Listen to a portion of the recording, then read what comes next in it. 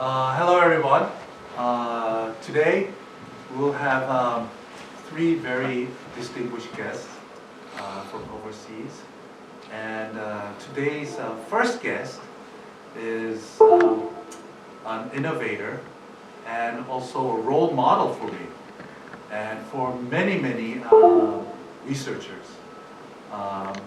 He's not only an academician, but he's also a chair of IEEE, he was chaired in 2022, and he is also a CEO of a company called Origin. And I think today's talk will inspire a lot of people. He has also won a lot of awards. I know that his company won he just told me that it has won more than 3 CES awards. He himself also has won a lot of awards. Won IEEE Technical Award, which is the 4-year award, he won that. And Signal Processing Society Award, he won the Nobel Winning Award, which is one of the most prestigious awards if you are in the electrical engineering or signal processing field. He has also many PhD students, graduate PhD students. I think in his profile he has 70 PhD students, and his 70 PhD students, 12 of them are IEEE fellows, and his students are also very prominent professors, and I think altogether, I think it's mathematical genealogy. He has influenced 200 PhD graduates. So he has done an immense amount of work. He has inspired an immense amount of people.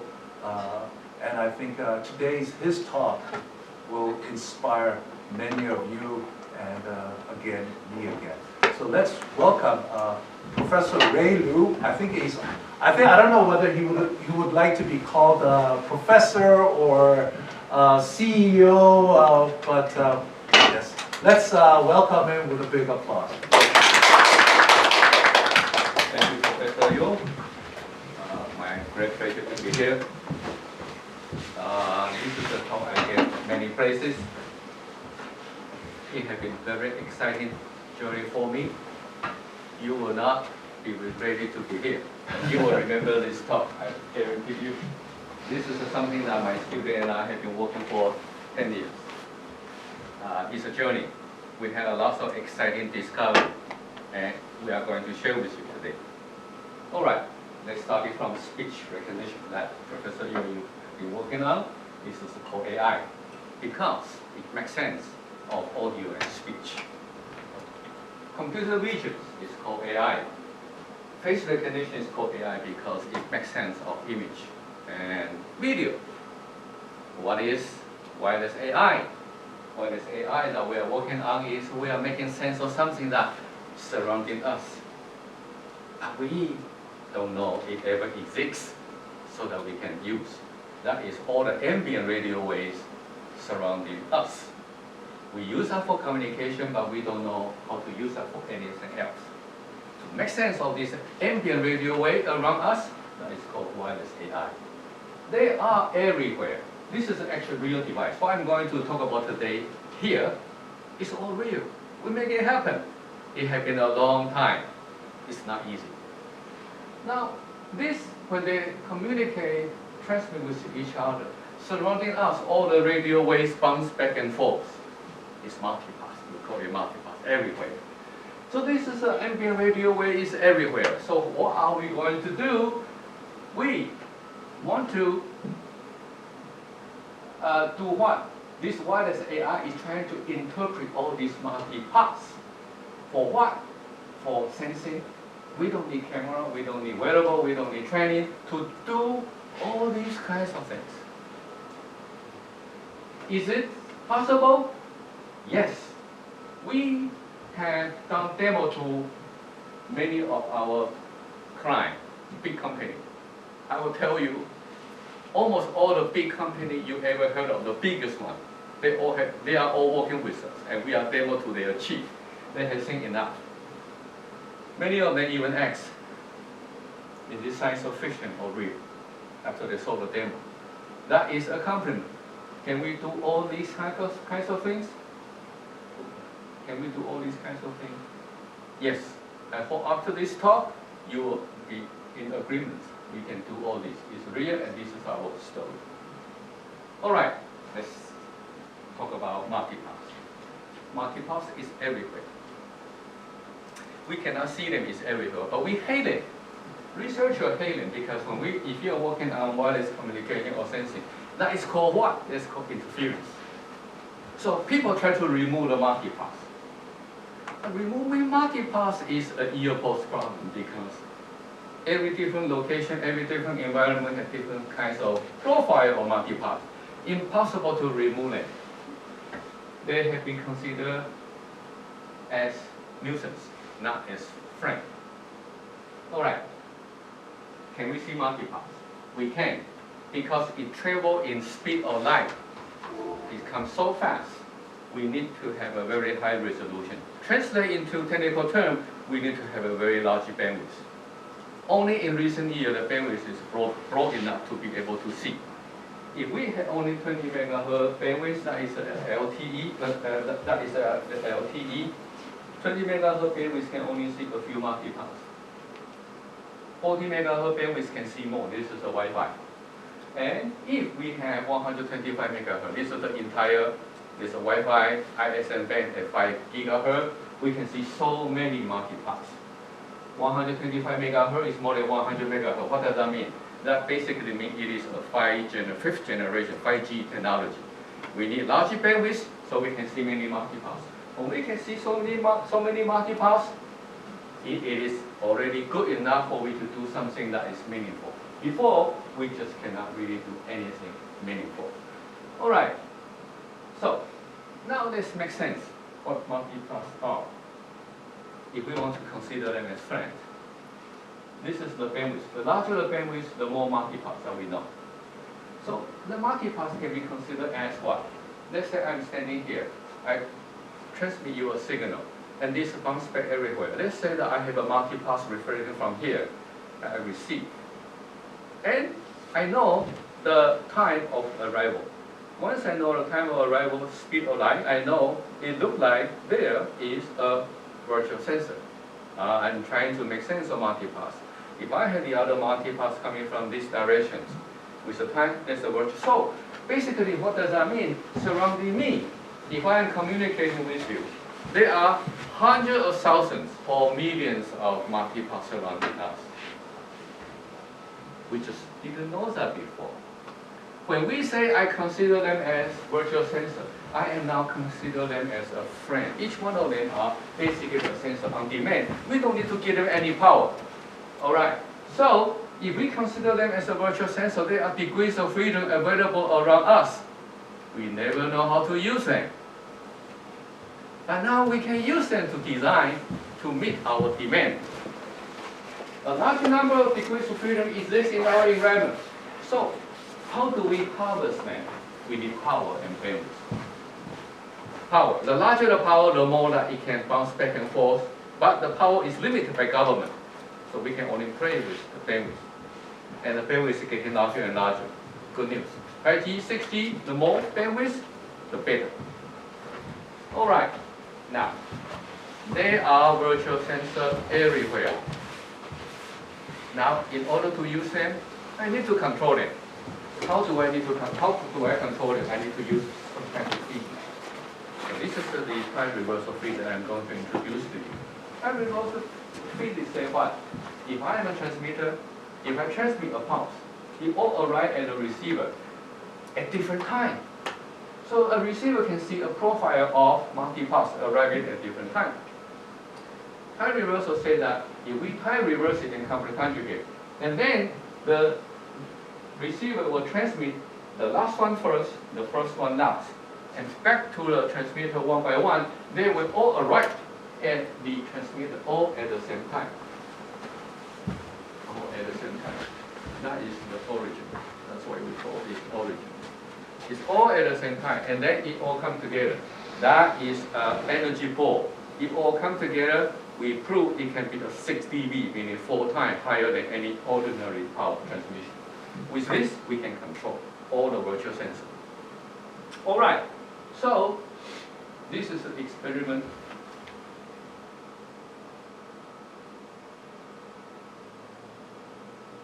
I want to show you this. This is a real experiment that we collect. Ping, at that particular moment, all the energy will come together. Okay, and this is the simulation result. Bandwidth is not enough, you cannot see the ball. And bandwidth is more than 100 megahertz, you can see a ball. This is a 1 to 2 centimeter energy ball. This is an actual real measure. All right, you can imagine, if you want to see, we cannot see that. You drop a stone into the pond, that's what you see, that's 2 dimensional. You can consider that is something similar. All right, with this, the time reversal, the first application that we have is this. We can solve this problem. Where are you indoor? This is a problem that for many decades, I will tell you more than 50 decades, the whole world trying to solve indoor location in problems, but cannot. Because everybody tries to triangulate using the line of sight. There's a problem. And with all the multipaths, it all create interference, we cannot solve it. Using this, perfect. In all time reverse, we use hundreds of thousands of degrees of freedom, not just 3 degrees of freedom. We can, under a non-line-of-sight condition, we can locate a location. So this is our solution. This is a problem that nobody can solve for a long time. Many people can tell you they can do locationing, indoor locationing with line-of-sight condition, using RSSI, whatever. Have to be under line-of-sight condition with this. Whenever it is non-line-of-sight condition, always emitter. Nobody can come close to centimeter, or not to mention 1 to 2 centimeters. We solve the problem, because most of these problems are using triangulations. 3 degrees of freedom. How many degrees of freedom that we have? Hundreds of thousands or millions of degrees of freedom. That's why we can more accurate, and it doesn't matter under what condition, we can solve the problem. All right, after we solve this problem, now, this one we need to do the mapping. We call fingerprinting. That means training, which is not practical. Can I track somebody? I don't need to do training. We need to think about more. Now, but before that, I want to show you the real, this video. Look at this white line, it's what? 1 wall, 2 walls, 3 walls, 20 meters away. This is the other antenna, okay? Now it's going to track this antenna. So this train is now working. It's now walking around here, it's running. We need to let it run for 1 to 2 loops. We need to collect all of the fingerprint, the location fingerprint. Okay?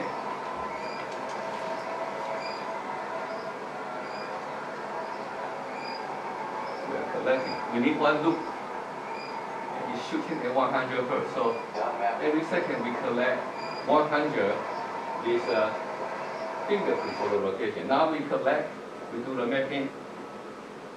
We want to start tracking. That single wire before is going to track the single wire, okay? Anchor map. And this is the laptop computer. This is our real-time estimate of the location. You can compare this with this. Now it's doing the tracking. We don't need supercomputer to do tracking. It's completely non-line-of-sight. What you see here is something that I basically told you already. It's something the whole world trying to solve for half a century but could not. You can see that. Okay, I think I made the point. All right, now next. This is even more important. I just mentioned. Now I need to collect the training. I need to do the fingerprint. How about if I cannot? Remember this energy ball, focusing ball? It's all come together. I didn't invent time reversal. Physicists, they know time reversal physics for a long time. But here is something important. This energy ball, everybody assumed it was an energy point. we prove that when all of these multi-pass energy all come together, this is not a point. Its energy distribution is of Bessel function. This is the theory. And this is an experiment that we match this. And there's a level because there's a leakage of the line outside. So basically, the energy distribution of this energy ball is a Bessel function. Perfect. That we can use to estimate speed indoor. The more multi-pass, the better. What does that mean? At time 0, I'm here. And then when I walk at the next time I got the other, this fingerprint, then say, I can know what is my energy level is here, then I will know how much I move. And I know the time in between, so I know the speed.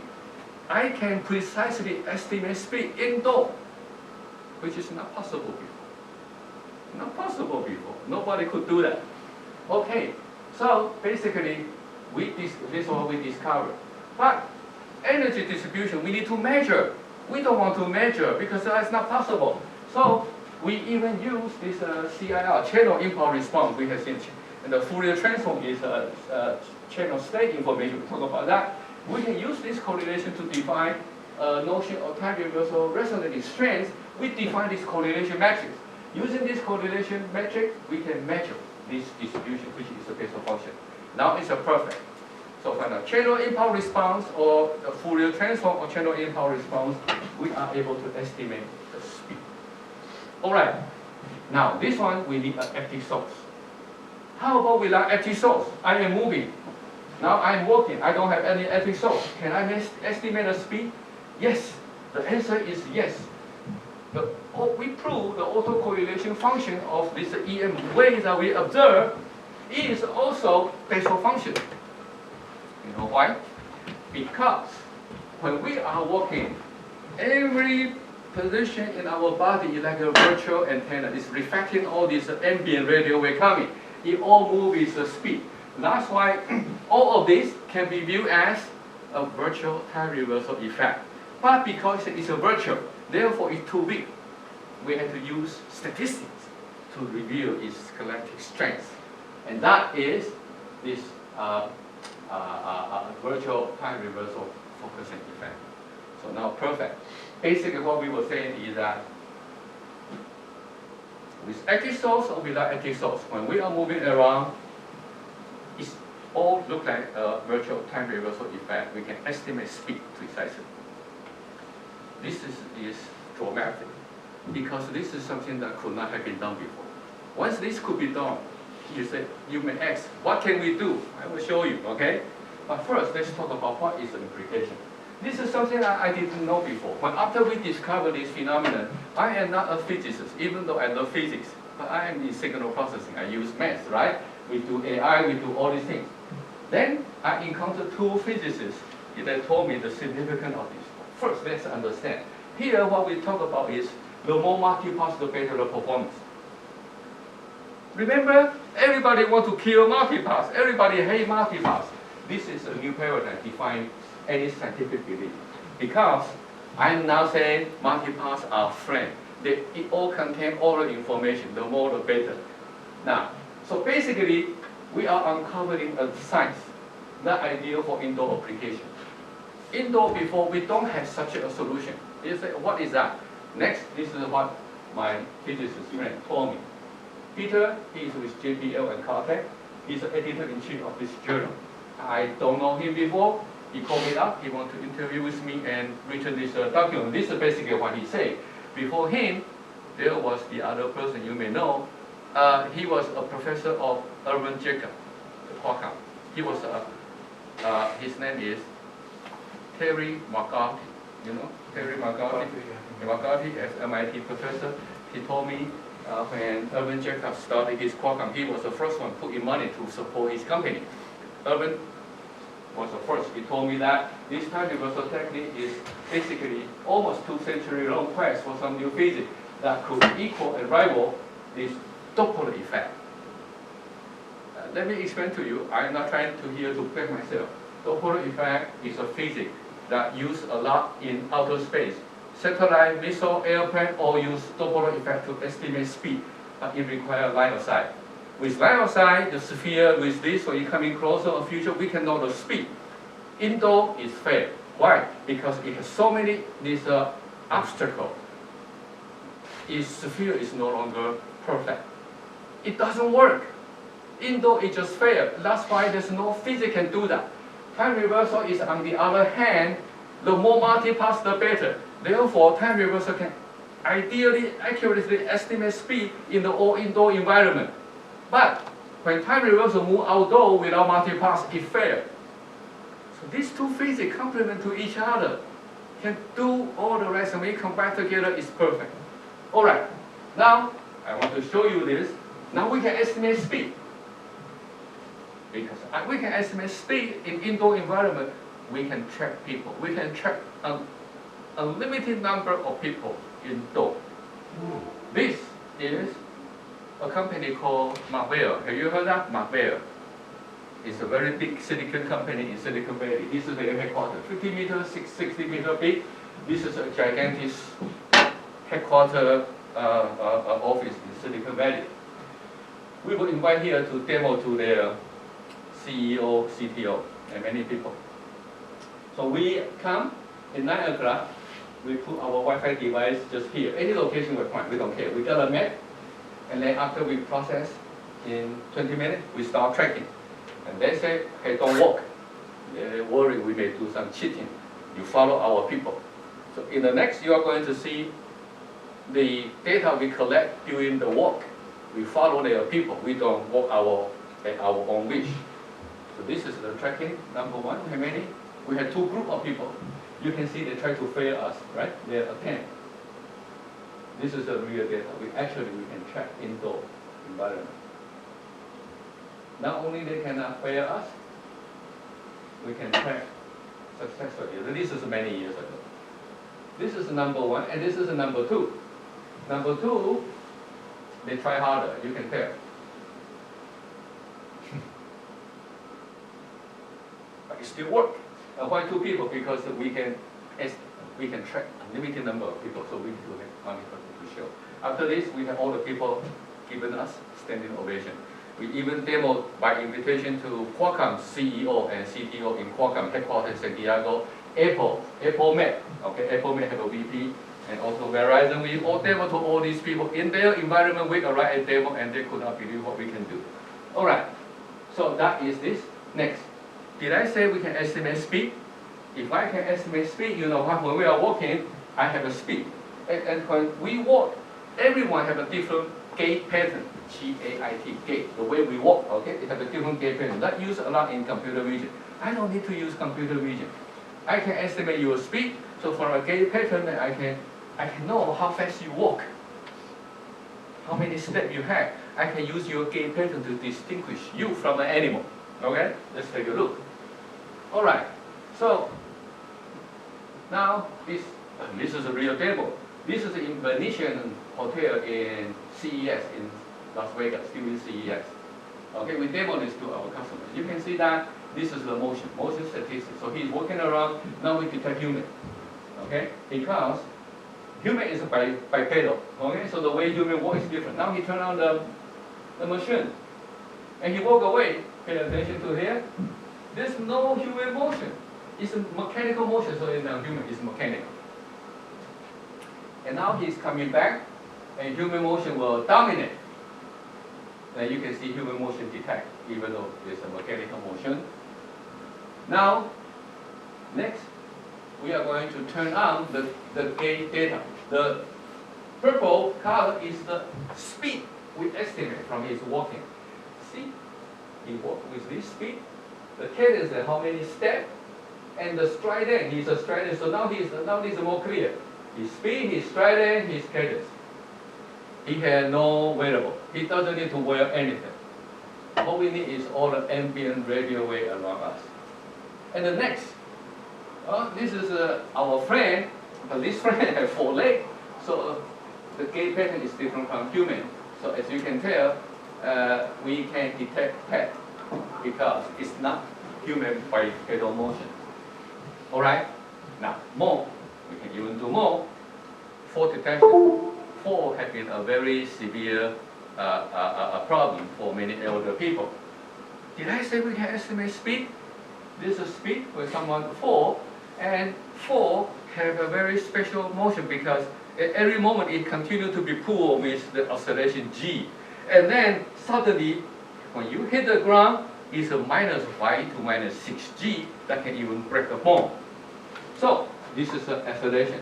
With the speed, with the acceleration that we can measure, we can find out, hey, the fall is a very special motion, can be very distinctive from all the other motions. Then we can detect how a person can fall. So this is not the statistic we have.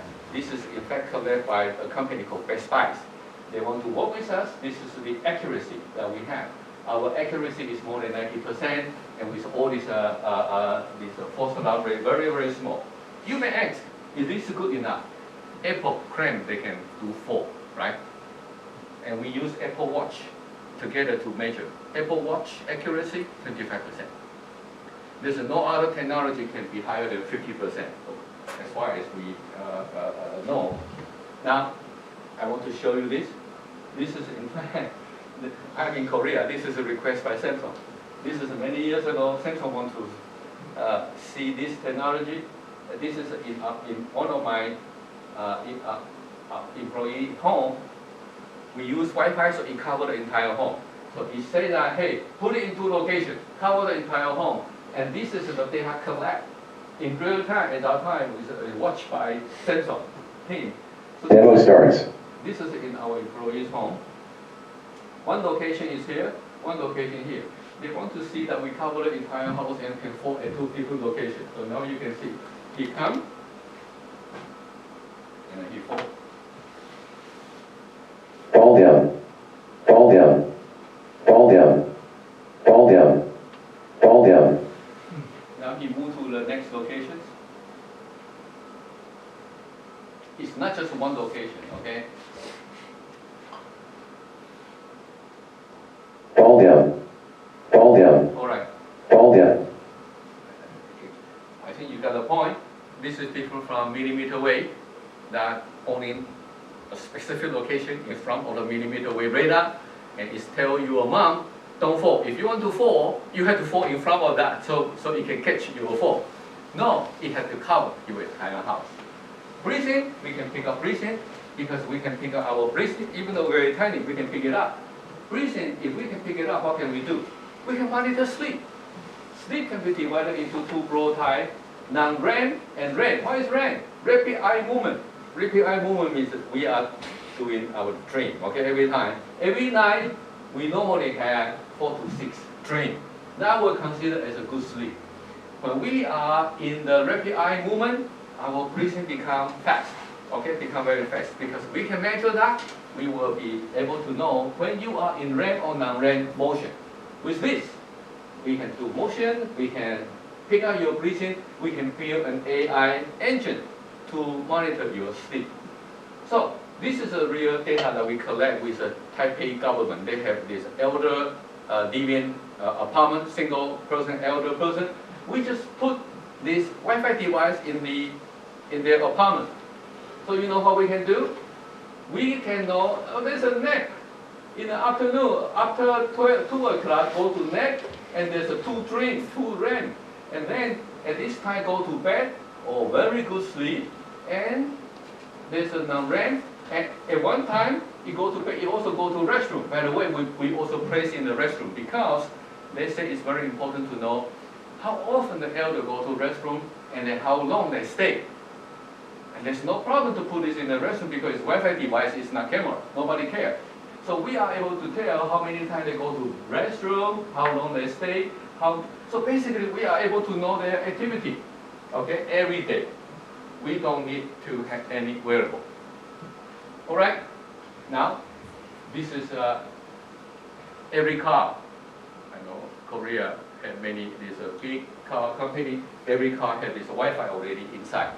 Using the Wi-Fi, we are able to detect if the children forgot in the hot car or not. We can detect it through motion, through breathing. If children is sleeping, we can. So this is this is the number that we have been working with for, collect the accuracy and the false alarm rate. So no child had to die inside a hot car. By the way, human biometrics. Human biometrics, you and I, not only our face are different, everywhere is different. So we can pick up a human, we call it radio biometrics, through the wall. So this demo, you can see that we have a transmitter in this room, receiver in this room, nothing in this room. So we have about 1,000 people standing inside this room, and we can recognize it. Because all of this radio wave impinging upon us, it reflects, we all have very different body size and figure. Now next I want to tell you more beyond this. Let's go to a different wavelength, millimeter wave. Millimeter wave is more accurate, it behaves like a radar. What can we do? First, if we don't do anything, we don't have a good resolution, you can pick up a ghost, like somebody walking, somebody in the room walking. It's fine. And if we are doing imaging with our technology, long ago we can do this imaging. This is from Kintex, two cameras together. So we compare with the Kintex. We can do the imaging up to this level using this model-based machine learning. And recently, if we incorporate neural network, deep learning, this is what you see before, we can reconstruct a person using deep learning. And then once we can reconstruct a person, we can even recognize different persons. Certainly, using millimeter wave, we can do tracking. So I don't want to get into detail here. And because its accuracy is so fine, it's a millimeter, so when we are doing writing, we can track the handwriting. We don't need any specific device. We don't. Whenever you write this near a millimeter wave radar, this is the real data that we collect. Now, we can pick up breathing, but breathing cannot be, this heartbeat cannot be picked up by using 5 gigahertz Wi-Fi. When they come to millimeter wave, we will be able to pick up the heartbeat and also the breathing. Now, this is location. Millimeter wave can know your location, breathing, and heartbeat. We have 2 persons, right? So you can see that. Now you can see in real time it continues to pick up. By the way, men, women, I will tell you, men have a lower breathing rate. Women have a higher breathing rate. Child even have a breathing rate. So by using this, we can even recognize who they are, and they are at different locations. And because we can pick up the heartbeat, we can also do heart rate variability. You don't need to wear anything. You just in front of that, it can pick up your heartbeat and your heart rate variability. That is your health index. We can also pick it up. Now, if we want to type something, let's call keystroke. We can type anywhere because the accuracy allows us to do that. So I want to show you this particular video. This is that 60 gigahertz radar. Okay. You can type in the space anywhere because we can actually locate your finger. Now, that is not that surprise. What really surprise is I can use millimeter wave radar to pick up sound and music. Why? Music and vibration, right? And vibration. So before we had acoustic. Before we had acoustic this microphone, it can pick up the vibration propagates through this acoustic, this wave, there's energy there. Now we don't. We look at any paper, any thin material like a plastic, as long as they vibrate. From there we can pick up the sound. Now first is the acoustic microphone.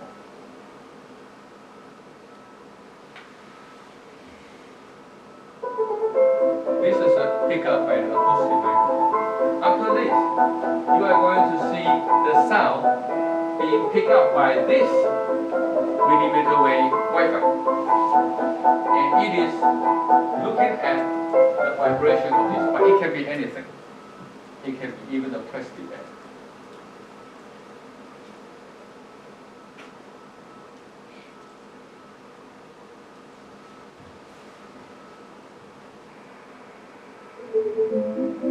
Now this is become my Wi-Fi. You can see the high frequency is gone because when you vibrate, this is another acoustic wave propagate.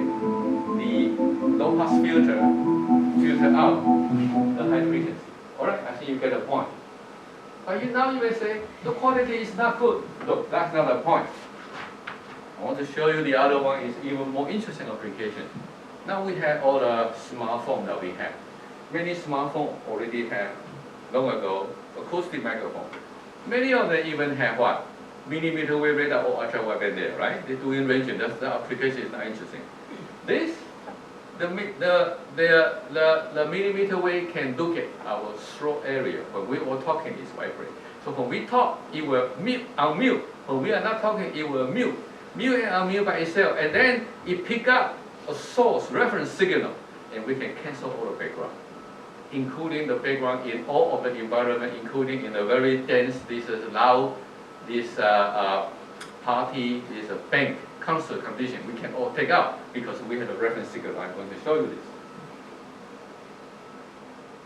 This is done by my student. So at one point you will see someone talking with a noise, and then the noise got removed. And then when you have two students, it can automatically select who to be filtered out. All right. There was once a young lad named Arthur who could never make the trouble to make up his mind. Whenever his friends asked him if he would like to go out with them, he would only answer, "I don't know." He wouldn't say yes, and he wouldn't say no either. He could never learn to make a choice. His own parents said to him, "No one will ever care for you if you carry on like this." Right? Okay, so now you got the point. We can basically now take out all the background. And that problem is no longer a ear post problem, because long ago when background and our voice all mixed together, it's very difficult to do. All right, there are many applications. I think you got it. Many different applications demanded by many different people. You can think about tons of applications that we can have with something that we have been discovering. Also, this is a roadmap that we had before we are developing. Now, I hope I am convincing you that all the ambient radio waves surrounding us, they are indeed our new sixth sense surrounding us. We are able to use them to sense our environment and all of our motion and our activity. They are basically the new sixth sense that we have in addition to our this smell, our touch, we can see and we can hear, is a new sixth sense. And is it real? Indeed. Many years ago in 2019, we already delivered this with this Linksys. You may know Linksys. This is a system called Linksys Aware. We deploy to 150 countries worldwide with Verizon, and now we're working with T-Mobile, Deutsche Telekom, in fact. We're working with them, we deliver this through their home router. When nobody home, it becomes a security device. If somebody home, you can use it as a Wi-Fi at the same time, it will be a well-being device. And this is the accuracy rate. This is measured and done by Deutsche Telekom. You know, Deutsche Telekom, they did a very, very diligent and careful work, and they were very impressed. This is beyond their expectation. Also, it has been provided, we work with this Philips lighting. All the light bulb, now many of the light bulb have Wi-Fi capability. So with the Wi-Fi capability, you don't need any switch. When you come into the room, the Wi-Fi with our technology, it can sense, turn on, nobody there, turn it off. And this technology, we are also working with HVAC company, meaning heater, air conditioner company. If somebody in the room, turn it on, nobody in this room will turn it off. That can reduce a lot of energy saving for light and also HVAC applications. And security company, okay. This is the largest European security company, largest US security company, and number 2 US security company. We are working with them. This is very logical, many applications. We have won many awards in the last 10 years. By the way, this is the book that I and my students that we have been putting together with the technology that in early days we have been working on. And if you are interested, you can find from there. All right, I hope I am giving you some idea about what we have been doing. Thank you for your attention. Well, that's pretty amazing. We'll take some questions if you have any. I have questions. With emergence of AI, Yes. if you can detect this Wi-Fi and you just put it in, and let's say you had some labeled data, would you be able to do all these detection without really thinking about the signal processing aspect? That's one of the questions. Second, you had all these different activities, heart rate, person coming in back and forth. Let's say you want to do all of that all together. There are many, many people. How many people can you do? How many multitasking can you do with this? Okay. So I think your first problem. Your first problem is about privacy. Am I right? No, so if you have just data, let's say you want to detect some people. Yes. So let's say you just have data, Wi-Fi data, collect that, and let's say you have also labeled data. That's how machine learning is done. You don't know what's going on. You just say, oh, here, all these people are here, and I want to find a mapping function so that it does this without doing any specific signal processing in there. All right. Would you be able to do that? That's what I'm question. Okay. I think you're talking about research, so you can do the labeling. In real application, real deployment, Yes, we let's cannot say do labeling. We cannot do labeling. It has to be well trained. It's just like you buy Amazon Alexa at home. You turn it on, and then it has to be able to work. In our case, it is also. When you take it home, it should be able to work at every location. So many people, they use, I'm not the only one working in this problem. There's a big community on wireless sensing. Many of them using the so-called AI, machine learning. They just use some kinds of heuristic algorithm under certain environment, doing labeling, and then and prove that it can work. But only under that condition and setting can work. You move it out in other location, it cannot. We cannot, because we are developing a real product. A real product, it has to be turnkey solution. It has to be work on every condition. That's why we have uncovered the science that we have. Based on the science, we build precise mathematical model. We train it so it can be able to work in any locations. Now, when this data, you may have, if this data can be misused by any other people or not. In our case, it's not, because we are the only party can do all this analytics, how to make sense of this radio wave. So if any people who intrude this device, it's different from you intrude a camera device. It's a raw data, you can see everything. Anyone who intrude our device, they can see only junk CSI. They don't know how to make sense of the signal that we have. So I guess your first question, my question will be, without any labeled data, Yes. it will just work. We need that during our training. So you do training. We do our training to create our machine learning algorithm and our deep learning algorithm. We need to collect a lot of data to do training to make it work, and make sure that it is robust enough. So after we deliver, nobody needs any training. It turns on and it will work. So in a big building like this, Yes. let's say in a big, you showed us one building. Let's say if you have, this building, 6th floor, 8th floor, you just turn it on, Wi-Fi, 125 megahertz, and it will do all of those things. We can do all of those things. We can track, if you are talking about tracking, we can track unlimited number of people. Everybody just listen and do their own calculations, just like you are doing this automobile tracking. Everybody do their own, unlimited number of people. And you would be able to distinguish between two people. For something that we cannot. For example, for the fault detection, our algorithm. That fault detection, in order to pick up that very, very tiny signal recovered in a room, if you have other people around, it may mix up together. It had to be only for a single person in the one particular room. Okay, but that also makes sense. Because if in a one particular room you have more than 2 people, you don't need our device to detect fault. You have the other human being can see somebody fall to help. So under certain conditions, yes, we just need one person in that environment so that there will be no mix-up of the signal, like a fault detection. And the requirement is you have to have 125 megahertz? No. Because that is, we started from 10 years ago, there's no such a thing because that is a 5G technology. So what we can do is like a wireless communication. At that time, each bandwidth maybe only have 20 or 40 megahertz. But luckily we have multiple antennas, 2 and 2. So we have set 2 and 2, they have 4 channels.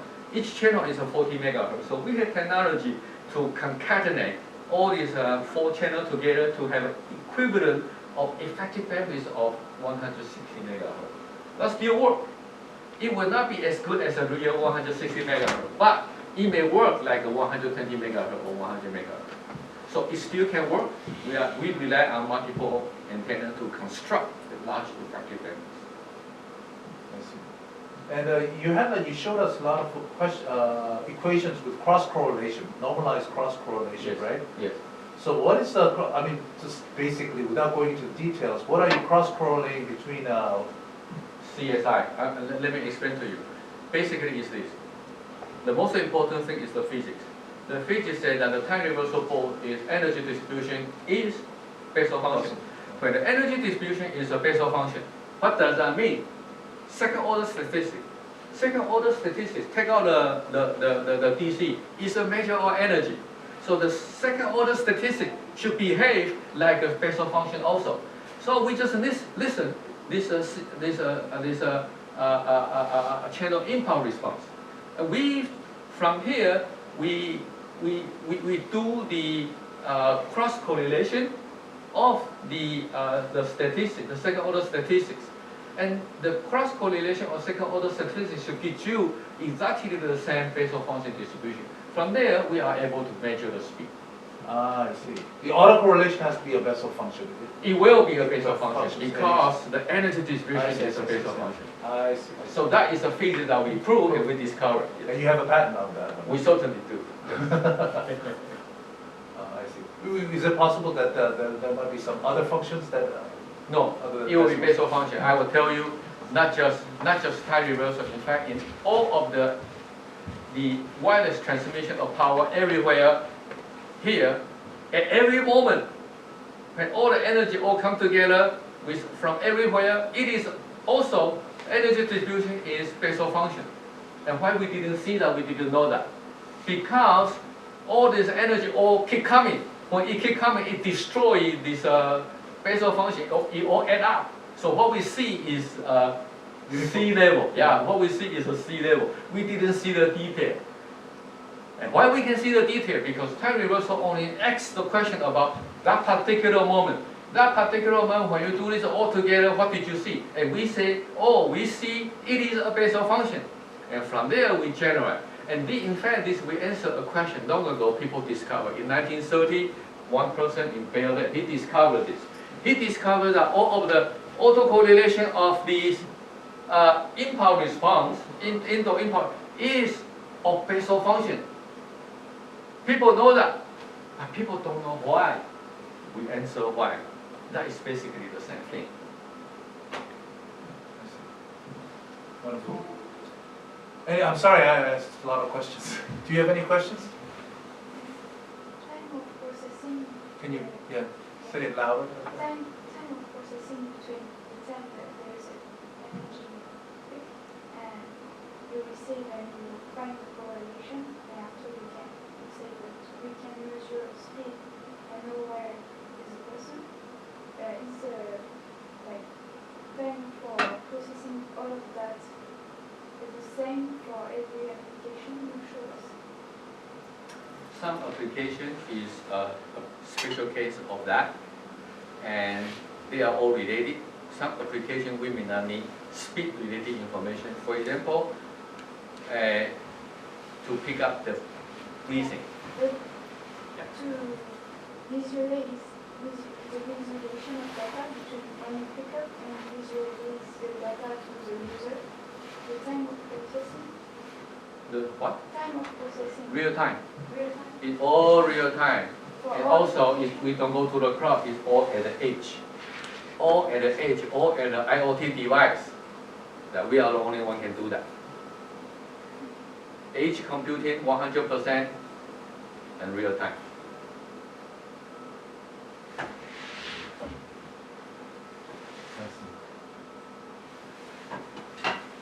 Any more questions? Okay, so I think we will be, if there's no questions, I think we'll stop right here. Thank you. Let's give Professor Levy a big hand of applause.